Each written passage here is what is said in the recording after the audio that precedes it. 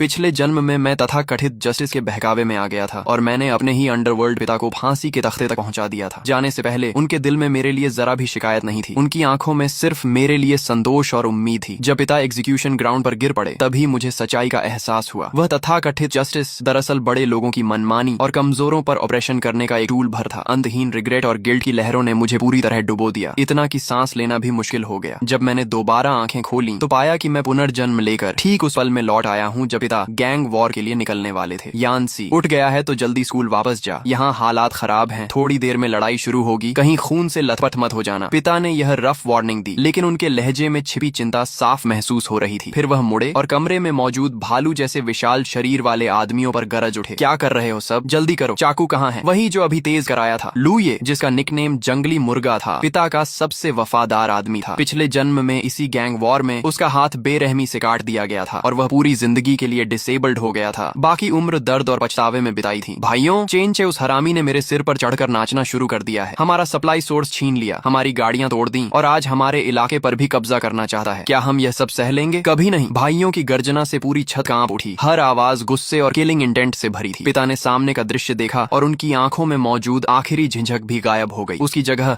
वही क्रूरता और दृढ़ निश्चय लौट आया जो उनकी हड्डियों में बसा था। चूंकि भगवान ने मुझे दोबारा मौका दिया है, पिछले जन्म की ट्रेजेडी दोबारा नहीं होने दूंगा। जैसे ही पिता ने स्टील नाइफ कसकर पकड़ी और आगे बढ़ने वाले थे, मैंने अचानक हाथ बढ़ाकर उनकी कलाई को मजबूती से पकड़ लिया। पकड़ इतनी मजबूत थी कि खुद मुझे भी हैरानी हुई। क्या हुआ बेटा? खर्चे के पैसे कम पड़ गए, किताबों के लिए चाहिए, अभी जल्दी में हूँ। इतना कहकर पिता ने मेरा हाथ झटकना चाहा, लेकिन उन्हें महसूस हुआ कि मेरी पकड़ लोहे की क्लैंप जैसी है। पापा, चाकू नीचे रख दीजिए। कमरे में मौजूद लू यी, लियू फूशेंग और दर्जनों आदमी एकदम स्तब्ध रह गए। सभी जानते थे कि झांग परिवार का बड़ा बेटा हमेशा किताबों में डूबा रहने वाला सीधा सादा लड़का था जो मुर्गा काटे हुए भी नहीं देख सकता था। आज वही अपने पिता को रोक रहा था। क्या बकवास कर रहा है? उस हरामी ने पिछली बार मेरे चेहरे पर पेशाब कर दिया था। अगर उसे सबक नहीं सिखाया तो लिनहाई सिटी में मेरी इज्जत कैसे बचेगी? हाथ छोड़ और यूनिवर्सिटी जा, ये गंदे काम तेरे बस के नहीं है। चाकू नीचे रखिए। समझ नहीं आता क्या? बहुत सिर चढ़ गया है? मैं तेरा बाप हूँ और तू मुझे सिखाएगा? जंगली मुर्गा, युवा मालिक को पकड़कर स्कूल छोड़ाओ। बड़े भतीजे, बात कड़वी है लेकिन सही है, ये नजारा बच्चों के लिए नहीं है। जल्दी निकलो। लू ये आगे बढ़ने ही वाला था कि मेरे शरीर से निकला दबाव उसे वहीं जड़ कर गया। वह एक कदम भी आगे नहीं बढ़ पाया और सांस लेने तक की हिम्मत नहीं हुई। दफा हो जाओ, सिर्फ एक शब्द, लेकिन उसकी ठंडक सर्दियों की बर्फ जैसी थी। कमरे में मौजूद सारे पुराने गैंगस्टर्स तक कांप उठे। झांग यान्सी, तेरा दिमाग खराब हो गया है क्या? मैं ये सब किसके लिए कर रहा हूँ? तेरे लिए ही तो पैसे कमा रहा हूँ ताकि कल को तेरी शादी हो सके, घर खरीद सके। रास्ते से हट जा। पिता गुस्से से फट पड़े और पूरी ताकत लगाकर मेरा हाथ छटक दिया, लेकिन अगले ही पल मैं बिजली की तरह आगे बढ़ा। किसी के प्रतिक्रिया देने से पहले मेरा दायां हाथ आगे निकला और पिता की कलाई को पकड़ लिया। उंगलियां उनकी नस पर इतनी जोर से दब गईं कि उनके हाथ से भारी स्टील नाइफ छूटकर धड़ाम से सीमेंट पर गिर गई। पूरे कमरे में मौत जैसा सन्नाटा छा गया। लोगों की सांसों की आवाज तक सुनाई दे रही थी। सबकी आंखें फटी रह गईं, किसी मॉन्स्टर की तरह मुझे घूर रहे थे। झांग परिवार का वह कमजोर दिखने वाला पढ़ाकू लड़का जिसने नंगे हाथों से लिनहाई के मशहूर झांग शियाओशान की नाइफ छीन ली थी। पापा, अगर आप जेल में सड़ना चाहते हैं, पूरी जिंदगी सलाखों के पीछे बिताना चाहते हैं, तो इस दरवाजे से एक कदम बाहर रखिए, मैं आपको नहीं रोकूंगा। अबे बदमाश, तुझे अंडरवर्ल्ड के बारे में क्या पता? लोग मेरे सिर पर चढ़कर नाच रहे हैं। अगर आज नहीं गया तो कल कोई मुझे शियाओशान भाई भी नहीं कहेगा। हट जाओ सब, आज जो भी सामने आएगा मैं उसे नहीं छोड़ूंगा। इतना कहकर पिता नीचे गिरी नाइफ उठाने झुके, लेकिन मैंने ठंडी आवाज में कहा। हर शब्द साफ और दृढ़ था। 2 गलियां आगे वाले चौराहे पर एक 40 सीटों वाली वैन खड़ी है। उसके नंबर प्लेट का आखिरी अंक 8 है। उसके अंदर क्रिमिनल इन्वेस्टिगेशन टीम का कैप्टन वांग बैठा है। उसके हाथ में अभी अभी अप्रूव हुआ अरेस्ट वारंट है। जैसे ही तुम्हारी नाइफ पर खून लगा, समझो कम से कम 20 साल की सजा पकी, और किस्मत खराब हुई तो गोली भी खानी पड़ सकती है। तुझे ये कैसे पता? इसे पता है कि वांग यमराज कहाँ है। वांग लिन, लिनहाई अंडरवर्ल्ड का सबसे बड़ा दुश्मन, जिसे सब वांग यमराज कहते थे, जिसके पीछे पड़ जाए उसका बचना मुश्किल था। अगर भरोसा नहीं है तो किसी अनजान भाई को भेज कर देख लो। देखो वो वैन वहाँ खड़ी है या नहीं। देखो अंदर बैठे लोग चाय पीते हुए मेरे इंतजार में हैं या नहीं। लू ये ने एक पल भी बर्बाद नहीं किया। उसने तुरंत दरवाजे पर खड़े एक छोटे भाई को इशारा किया। वह लड़का दौड़ पड़ा। 5 मिनट बाद वही लड़का घबराया हुआ, हांफता हुआ और लड़खड़ाता हुआ वापस अंदर घुसा। वहाँ सच में पुलिस थी, चौराहे पर ही खड़ी थी। उस गाड़ी को मैं पहचानता हूँ, वह पुलिस विभाग की सर्वेलेंस वैन है। ली फैमिली रेस्टोरेंट के बाहर 2 और गाड़ियां खड़ी थी। लगता है पूरा सीन कंट्रोल करने की तैयारी थी। छोटे भाई का चेहरा कागज की तरह सफेद पड़ चुका था, जैसे उसने कोई भूत देख लिया हो। पिता का चेहरा एक पल में लाल से सफेद और फिर सफेद से नीला पड़ गया। उनकी पीठ ठंडे पसीने से भीग गई। वह अच्छी तरह जानते थे कि अगर अभी बेटे ने उनकी नाइफ न छीनी होती तो इस वक्त वह एक मरे हुए आदमी होते। कमाल है, चेंचे कितना चालाक निकला। इसे चालाकी नहीं कहते, इसे डायमेंशनल क्रशिंग कहते हैं। मैंने शांत स्वर में कहा। पापा, अब साल 2000 चल रहा है, मिलेनियम आए 6 महीने हो चुके हैं। आपका पुराना तरीका अब काम नहीं करता। आज का अंडरवर्ल्ड सिर्फ मार्केट नहीं नहीं है। ये कनेक्शंस, कैपिटल ऑपरेशन और लीगल क्लॉजेस का खेल है। चेन चे आपका इलाका क्यों छीन सकता है? क्योंकि वह सूट पहनता है और आप बनियान। क्योंकि वह दिमाग चलाता है और आप नाइफ। क्योंकि वह पुलिस का इस्तेमाल करके लोगों को खत्म करता है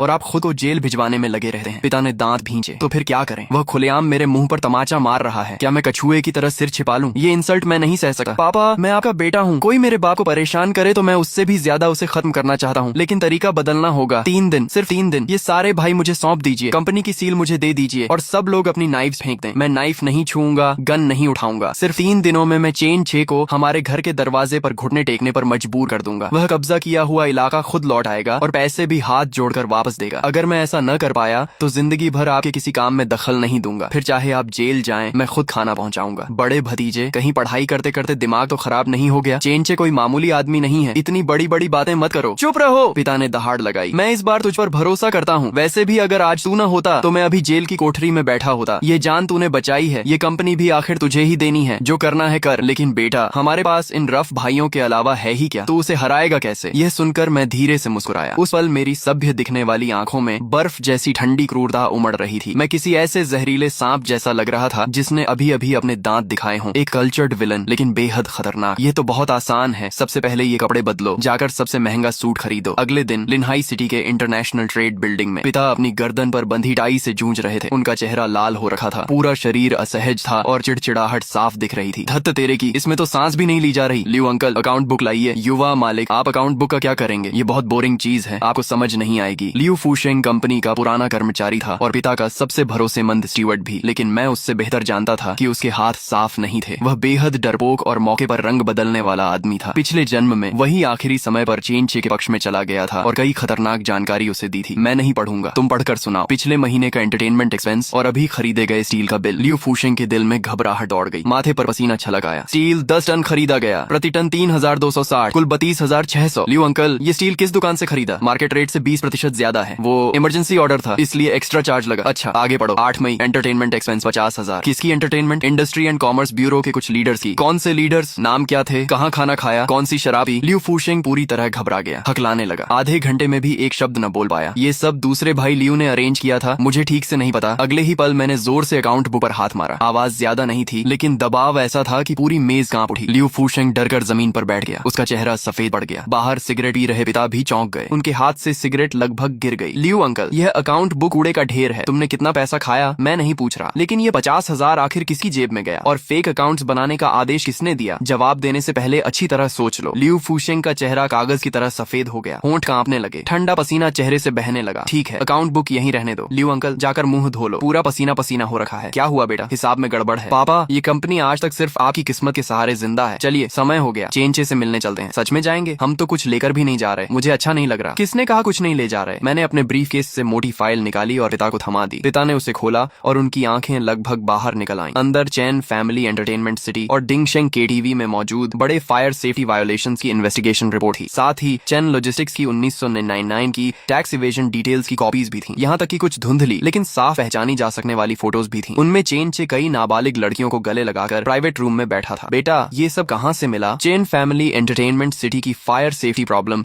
चेनचे की सबसे बड़ी कमजोरी थी। टैक्स इवेजन रिकॉर्ड्स तो उसका टॉप सीक्रेट था, आम आदमी उन्हें छू भी नहीं सकता था। पापा मत पूछिए, बस इतना समझ लीजिए कि ऊपर वाले ने खाना खाने का रास्ता दिया है। चलिए चेयरमैन जांग, आज उस घमंडी यंग मास्टर चैन को सिखाते हैं कि असली ब्लैक ईट्स ब्लैक इसे कहते हैं। दूसरी तरफ लू, ये अपनी कमर में लोहे की रॉड ठूंस रहा था और बड़बड़ा रहा था। युवा मालिक, तैयारी रखना गलत नहीं है। अगर चेनचे के लोग गंदी चाल चलें तो मैं बड़े भाई को बचा सकूं। निकालो उसे, सब फेंक दो। बड़े भाई, ये तो सिर्फ आयरन रॉड है, इलीगल नहीं है। आज हम क्या करने जा रहे हैं? लोगों को काटने, इलाका छीनने, प्रोटेक्शन फी वसूलने? नहीं, हम बिजनेस निगोशिएशन करने जा रहे हैं, लाखों की डील की बात करने जा रहे हैं। क्या तुमने कभी किसी करोड़पति बॉस को कमर में लोहे की रॉड छिपाकर कॉन्ट्रैक्ट साइन करते देखा है? इससे स्टेटस गिरता है। युवा मालिक की बात मानो, आज हम सिविलाइज्ड लोग हैं। पापा, वहाँ पहुँचने के बाद मैं आपके लिए एक रूल तय करने वाला हूँ, मुस्कुराते रहना। क्या? सामने वाला खुलेआम हमारी इंसल्ट कर रहा है और तुम मुझे मुस्कुराने को कह रहे हो? मैं नेगोशिएशन करने जा रहा हूँ, कोई कॉमेडी शो नहीं। युवा मालिक, बड़े भाई के इस गुस्सैल स्वभाव को देखकर लगता है कि इन्हें अंदरूनी इंजरी हो जाएगी। मैंने मुस्कुराकर कहा, एक हिसाब लगाते हैं। मान लो हम 30 भाई लेकर अंदर घुसते हैं, चेनचे को आईसीयू पहुंचा देते हैं। मजा आएगा? हाँ हाँ हाँ, बहुत मजा आएगा। फिर हॉस्पिटल बिल कौन देगा? पुलिस किसे पकड़ेगी? हमें कितना कॉम्पेंसेशन देना पड़ेगा? और तुम कितने साल जेल में बैठोगे? पिता तुरंत चुप हो गए। वह अच्छी तरह जानते थे कि ऐसी लड़ाई के बाद कम से कम कई लाख रुपए का नुकसान होगा और ऊपर से पुलिस से बचने के लिए भागते फिरना पड़ेगा। बिल्कुल घाटे का सौदा। चलो दूसरा हिसाब लगाते हैं। अगर मैं उसकी कंपनी दिवालिया कर दूं, उसके सिर पर कर्ज का पहाड़ लाद दूं, उसे चेन परिवार के युवा मालिक से सड़क पर भटकने वाला आवारा बना दूं और आखिर में इकोनॉमिक क्राइम की वजह से जेल भिजवा दूं। उसका पैसा हमारा पैसा बन जाए, उसका इलाका हमारा इलाका बन जाए और वह खुद घुटनों के बल हमसे भीख मांगे। तब बताओ, उसे हराना ज्यादा फायदेमंद है या उसे पूरी तरह बर्बाद करना? पिता मुझे घूरते रह गए। क्या यह वही लड़का है जो दिन भर सिर्फ किताबें पढ़ता था? इसकी सोच तो मुझ जैसे आधी जिंदगी अंडरवर्ल्ड में बिताने वाले आदमी से भी ज्यादा खतरनाक है। बेटा, अगर तू अंडरवर्ल्ड में उतर गया तो हम बूढ़ों की जरूरत ही नहीं रहेगी। बहुत ज्यादा चालाक है तू। पुराने डेंग इसे चालाकी नहीं कहते, इसे कैपिटल ऑपरेशन कहते हैं, इसे डिमेंशनल क्रशिंग कहते हैं। सीख लो, आगे ऐसे मौके बहुत आएंगे। मैं वादा करता हूँ एक दिन तुम आज के फैसले के लिए मुझे धन्यवाद दोगे। ठीक है, आज मैं तेरी बात मानता हूँ। आज अगर वह मेरे गले पर नाइफ भी रख दे तब भी मैं मुस्कुराऊंगा। अगर उसके पैसे हथियाने हों तो मुस्कुराना क्या, उसे दादाजी भी कह दूंगा। कुछ ही देर बाद हम लोग सफलतापूर्वक सिटी रेस्टोरेंट पहुंच गए। प्राइवेट रूम में चेन चे पैर पर पैर चढ़ाकर मुख्य सीट पर बैठा था। उसके चेहरे पर घमंड साफ झलक रहा था। पिता को अंदर आते देख उसके होंठों पर व्यंग्य भरी मुस्कान उभर आई। भाई शियाओशान, बात घुमाने की जरूरत नहीं। आज मैंने तुम्हें दो बातों के लिए बुलाया है। पहली, शहर के दक्षिणी घाट की शिपिंग लाइन अब मेरी होगी। दूसरी, मेरे भाई को पिछली बार लगी चोटों के मेडिकल एक्सपेंस के लिए 50 लाख नहीं तो कम से कम 50,000 निकालो। अगर ये दोनों शर्तें मान लो तो हम अच्छे पड़ोसी बने रहेंगे। नहीं माने, उसकी आंखों में ठंडी चमक उभरी, तो आज का खाना शायद तुम्हारे गले से नीचे नहीं उतरेगा। या तो इलाका छोड़ दो या एक हाथ। चेन चे, सपना देख रहा है क्या? वह घाट मेरे भाइयों ने अपनी जान दांव पर लगाकर हासिल किया है और तू मेरा हाथ भी चाहता है? कहीं तेरे दांत ही न टूट जाएं, तो फिर बात खत्म। चेन चे ने ठंडी हंसी हंसते हुए हाथ हिलाया। उसके पीछे खड़े गुंडे तुरंत आगे बढ़े। उनके हाथों में पकड़ी बड़ी नाइव्स एक साथ ऊपर उठ गईं। कमरे का माहौल पल भर में बर्फ जैसा ठंडा हो गया। ऐसा लग रहा था जैसे हवा में पहले से ही खून की गंध फैल चुकी हो। एक मिनट, इतना टेंशन क्यों? मेरी आवाज सुनते ही सबकी नजरें मेरी तरफ मुड़ गईं। मैंने आराम से अपना ब्रीफ केस खोला और उसमें से एक लंबी काली चीज निकाली। वह एक वॉइस रिकॉर्डर था। मैं मुस्कुराया और उसका स्विच दबा दिया। लाल बत्ती टिमटिमाने लगी। युवा मास्टर चेन, रुकिए मत, अभी जो कह रहे थे वही जारी रखिए। किसका हाथ काटने वाले थे? थोड़ा जोर से बोलिए, साफ रिकॉर्ड होना चाहिए। मैंने रिकॉर्डर की लाल बत्ती की तरफ इशारा किया। मेरे चेहरे पर विनम्र मुस्कान थी लेकिन आंखों में बर्फ जैसी ठंडी चमक। मैं किसी सभ्य शैतान जैसा दिख रहा था जिसकी मौजूदगी ही लोगों पर दबाव बना रही थी। क्रिमिनल लॉ की धारा 200 और एक्सटॉर्शन, बड़ी रकम या गंभीर परिस्थितियों में 3 से 10 साल की सजा। इंटेंशनल इंजरी, गंभीर चोट पहुंचाने पर 3 से 10 साल की सजा। यह रिकॉर्डिंग मेरे लॉयर 3 कॉपीज में रखेंगे। एक सिटी क्रिमिनल इन्वेस्टिगेशन टीम को जाएगी, एक प्रोसिक्यूटर ऑफिस को और एक उस कैप्टन वांग को जो इस वक्त आराम से चाय पी रहा है। चेन चे की नजरें उस छोटे से रिकॉर्डर पर टिक गईं। उसकी आंखों के कोने फड़कने लगे। चेहरा इतना काला पड़ गया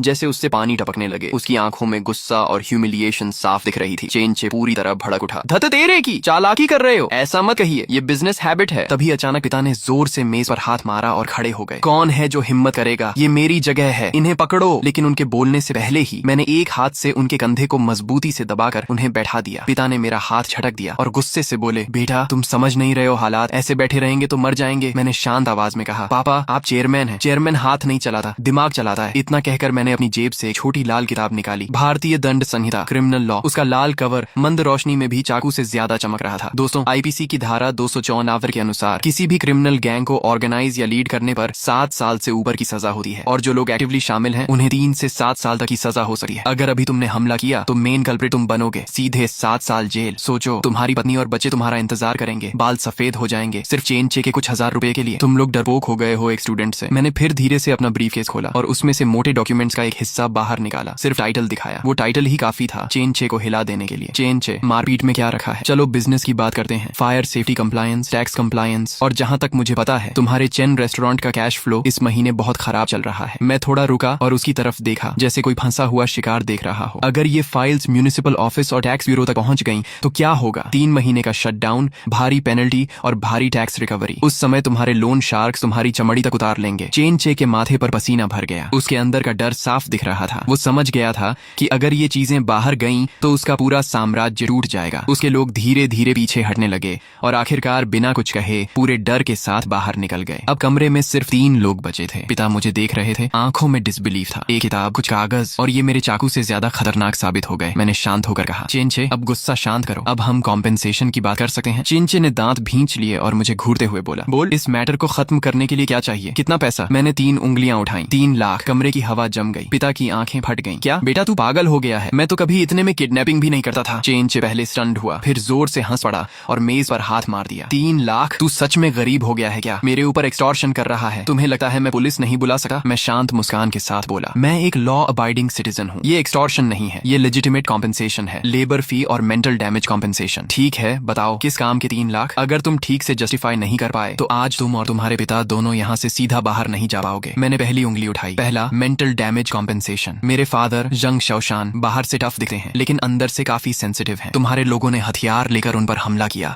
जिससे उन्हें सीरियस साइकोलॉजिकल ट्रॉमा हुआ है। अब उनके हाथ कांप रहे हैं। पिता ने तुरंत समझकर हल्का सा कांपने का नाटक भी कर दिया। इसलिए ये नुकसान 1 लाख। एक बुजुर्ग की मेंटल हेल्थ पर 1 लाख खर्च करना ज्यादा है क्या? हाँ नहीं, चेन से दहाड़ा। ये क्या है? कोई किसी पहाड़ का डाकू है क्या? दूसरा खर्च, लेबर फी। मैंने शांत आवाज में कहा, मैं एक टॉप लॉ यूनिवर्सिटी का स्टूडेंट हूँ, मेरा टाइम बहुत वैल्यूबल है। तुम्हारे इस छोटे से मामले की वजह से मेरा पूरा एक दिन वेस्ट हुआ। मेरे कंसल्टिंग फी और नाइट ओवर टाइम जोड़कर 50 लाख बनते हैं। तू लूट रहा है क्या? रुको, अब भी असली बड़ा हिस्सा बाकी है। थर्ड, बिजनेस सीक्रेसी फी। मैंने आगे कहा, इस अकाउंट बुक में पिछले 5 साल के चेन फैमिली के सारे टैक्स इवेजन, ब्राइबरी रिकॉर्ड्स और मनी लॉन्ड्रिंग ट्रांजैक्शंस हैं। अगर ये सिटी इकोनॉमिक इन्वेस्टिगेशन डिपार्टमेंट के टेबल पर पहुंच गए तो तुम्हारे पिता चेन जनहाई को कितने साल जेल में रहना पड़ेगा? या फिर तुम सोचते हो कि चेन फैमिली का स्टॉक मार्केट इतने गिरावट झेल पाएगा? चेन चे का चेहरा एकदम सफेद पड़ गया। उसकी सारी एरोगेंस जैसे ठंडे पानी से धुल गई हो। वह कांपती आवाज में बोला, ये तुम्हारे पास कैसे आया? ये इम्पोर्टेंट नहीं है। इम्पोर्टेंट ये है कि तुम्हारे पास कितना समय बचा है। मैंने घड़ी देखी, अब रात के 9:55 बज रहे हैं। मेरा private lawyer city investigation bureau से 500 मीटर दूर कैफे में बैठा है। अगर 5 मिनट में मैंने उसे कॉल नहीं किया तो वह ओरिजिनल यूएसबी और कंप्लेंट सीधे गवर्नमेंट मेल बॉक्स में डाल देगा। मैंने ठंडी नजर से कहा, तुम्हारे पास 5 मिनट है। 3 लाख देकर अपनी जिंदगी बचाओ या चेन फैमिली को साथ लेकर खत्म हो जाओ, फैसला तुम्हारा है। पिता बगल में फुसफुसाए, बेटा हमारे पास लॉयर कब से है? गांव का वो 2 कुत्ता तो अभी कंस्ट्रक्शन साइट पर काम कर रहा था। पापा चुप रहो, ये माइंड गेम है। समय धीरे धीरे बीतने लगा। चेन चे की शर्ट पसीने से पूरी भीग चुकी थी। उसकी मेंटल डिफेंस टूट रही थी। अब बस 1 मिनट बचा है। लगता है चेन शाओ बहुत स्ट्रांग है। पापा चलो पुलिस स्टेशन चलते हैं, कंप्लेंट दर्ज करवा देते हैं। ठीक है, मुझे भी लगा था ये लोग पैसे नहीं देंगे। हम दोनों उठकर धीरे धीरे दरवाजे की तरफ बढ़े। रुको, चेन चे घबरा गया। इतनी जल्दी क्या है? ठीक है। कमरे में सन्नाटा छा गया। मैंने बिना किसी घबराहट के एक मोटी फाइल निकालकर उसके सामने फेंक दी। ऊपर लिखा था एसेट ट्रांसफर अग्रीमेंट। चेन चे का हाथ रुक गया। ये क्या है? आप स्मार्ट आदमी हैं चेन शाओ। 3 लाख की सेटलमेंट को लीगल बनाना होगा। मैं इलीगल एक्सटॉर्शन नहीं करता, इसीलिए इसे बिजनेस डील में बदलना होगा। मैंने फाइल खोली और पॉइंटेड किया। इस डील का सब्जेक्ट है वेस्ट सिटी का अबैंडन्ड स्टोन मार्केट, जो मेरे फादर की कंपनी के नाम पर है। वो जगह किसी कुत्ते को भी पसंद नहीं, लेकिन अब मैं उसे 3 लाख में चेन गुरु को बेच रहा हूँ। तुम मुझे मजबूर करके खरीदवा रहे हो। वो जमीन 3 लाख की नहीं है। जमीन की वैल्यू नहीं, चेन शाओ की फ्रीडम की वैल्यू ज्यादा है। और ये फाइल तुम्हारे पूरे काले कारोबार की गारंटी है। चेन चे समझ गया कि वह ट्रैप में फंस चुका है। अगर साइन किया तो भी फंस गया, नहीं किया तो भी खत्म। उसने दांत भींचे। तुमने मुझे अंडर एस्टिमेट किया था। तुम अपने उस गैंगस्टर बाप से भी ज्यादा खतरनाक हो। थैंक्स। मैंने शांत होकर कहा, साइन करो, मेरा लॉयर अभी टाइम देख रहा है। 9:08 बज चुके हैं। चेन चे कांप गया। उसने पेन उठाया और फाइल पर साइन कर दिया, स्टैंप लगा दिया। फिर गुस्से में 3 लाख का चेक मेज पर फेंक दिया। पैसे लो और निकल जाओ। Pleasure doing business chain Shao. मैंने मुस्कुराकर कहा, ये लैंड फ्यूचर में बहुत वैल्यूएबल होगी। आपने अच्छा इन्वेस्टमेंट किया है। हम दोनों बाहर निकल आए। कॉरिडोर में पिता अचानक मेरे हाथ पकड़कर बोले, बेटा ये सच में खत्म हो गया। 3 लाख मिल गए, वो जमीन भी बेच दी। हाँ, लीगल डील है। पिता हका बका रह गए। मैंने जिंदगी में लोगों के गले पर नाइफ रखकर भी इतने पैसे नहीं लिए। तूने तो एक कागज से कमाल कर दिया। मैंने शांत होकर कहा, ये शुरुआत है पापा। पिता बोले, लेकिन वो अकाउंट बुक की कॉपी। मैंने हल्की मुस्कान दी। किसने कहा वो फेक थी? पिता चौंक गए। मतलब वो सच में थी? मैंने बस इतना कहा, सच और झूठ दोनों वक्त पर काम आते हैं। आधा सच आधा झूठ ही सबसे खतरनाक होता है। उस वेरिफिकेशन फाइल की पहली 10 पेजेस सच थी, बाकी सब पिछले कुछ सालों की हमारी नॉर्मल ग्रोसरी ट्रांजैक्शंस थी। जब तक वो समझेगा तब तक हमारा सफाई वाला प्लान पूरा हो चुका होगा। हम ज़ोंबी रेस्टोरेंट से बाहर निकले ही थे कि लू ये तुरंत आगे आया। युवा मालिक, क्या हुआ? नाइफ चली क्या? मैंने देखा था चेन फैमिली का लड़का 10-20 बॉडीगार्ड्स लेकर आया था। अगर लड़ाई होती तो मेरी गाड़ी के पीछे रखी स्टील रॉड्स शायद कम पड़ जाती। पिता कुछ नहीं बोले, जैसे बिजली गिरने के बाद लकड़ी का ठूंठ बन गए हो। मैंने हल्की मुस्कान के साथ वो हल्की सी चेक निकालकर लूये को दे दी। 3 लाख। क्या?